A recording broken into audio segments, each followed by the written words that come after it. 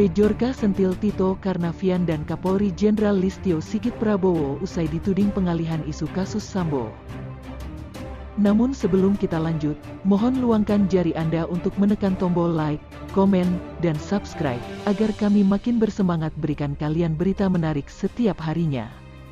Menteri Dalam Negeri, Mendagri, Tito Karnavian dan Kapolri Listio Sigit Prabowo mendapat giliran disentik hacker Bejorka. Bahkan Bejorka kali ini menyinggung kasus pembunuhan berencana Brigadir J oleh atasannya Irjen Verdi Sambo. Nama Bejorka kembali menjadi trending topik di Twitter dan terus membongkar informasi aktual tentang kondisi yang terjadi di Indonesia. Sempat disuspended, akun Twitter milik Bejorka kembali dengan username baru yaitu @biosanism.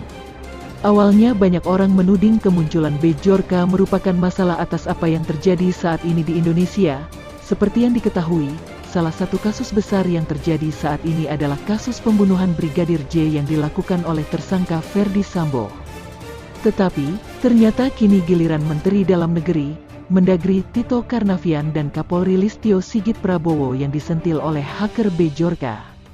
Hacker Bejorka diketahui membocorkan data pribadi Mendagri Tito Karnavian dan Kapolri Listio Sigit Prabowo. Tak hanya itu, hacker Bejorka juga prihatin tentang kasus pembunuhan Brigadir J yang dilakukan oleh Verdi Sambo kepada kedua petinggi tanah air itu.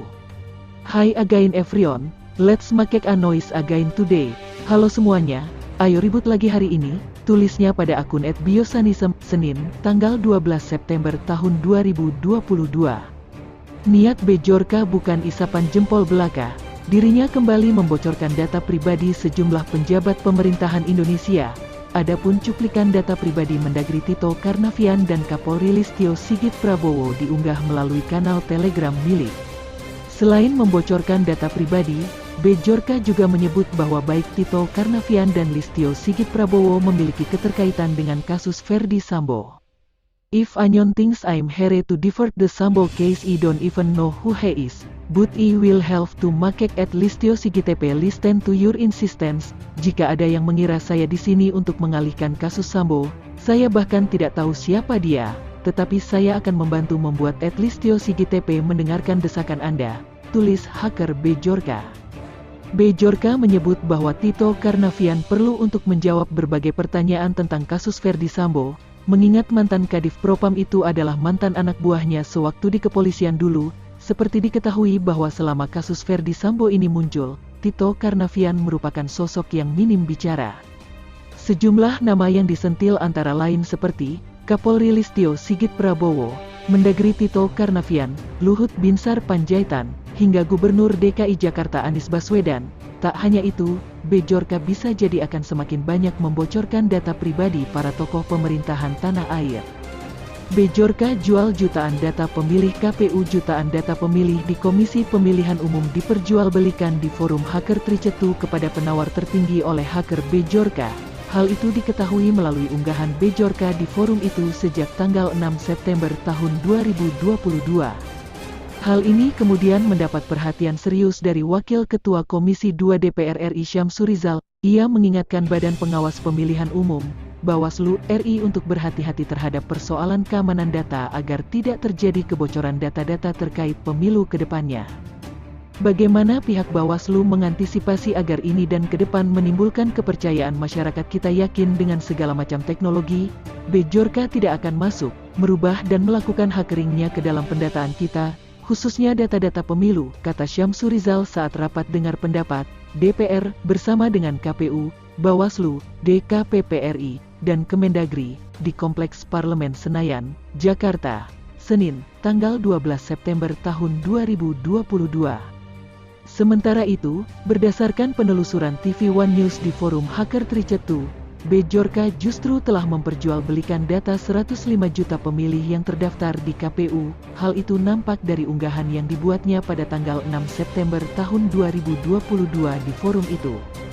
Pada kesempatan itu, Syamsur Rizal juga mengungkapkan kekhawatirannya akan keberadaan kelompok peretas yang dapat merusak jalannya proses penyelenggaraan pemilu, sebagaimana isu peretasan data surat menyurat milik Presiden RI Joko Widodo yang memenuhi berbagai media beberapa hari belakangan ini.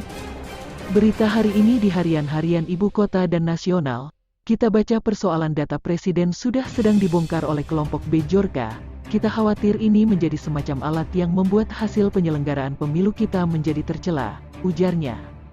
Selain itu, Syamsur Rizal mengatakan bahwa peretas Bejorka juga menyebut telah membongkar data Menteri BUMN Erick Thohir serta Menkominfo Johnny G. Plate.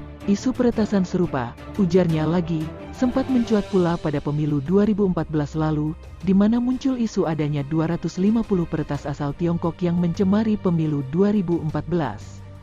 Apakah itu hoaks atau benar? Tapi ini sempat mencemari penyelenggara pemilu kita, ucapnya. Oleh karenanya, ia mengingatkan agar isu-isu peretasan data tersebut dapat dijadikan pedoman dalam menyusun aturan-aturan terkait penyelenggaraan pemilu, termasuk mengambil langkah antisipatif terkait pengamanan kebocoran data pemilu oleh peretas. Aspek-aspek yang akan dirusak oleh mereka data pemilih dan mungkin juga hasil pemilihan, dan ini yang paling signifikan yang patut kita antisipasi. Mohon ini menjadi perhatian kita bersama, ucapnya.